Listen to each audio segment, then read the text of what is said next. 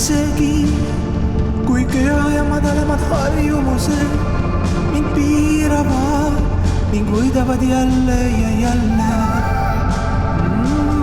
Ma ikka südame reaalsuses elan juba teist imelist elu.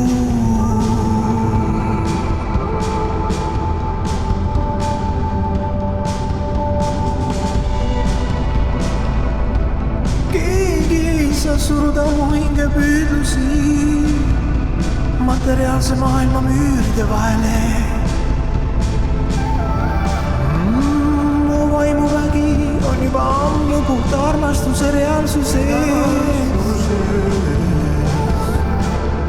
ning lähedases suhtes imelise Jumalaga.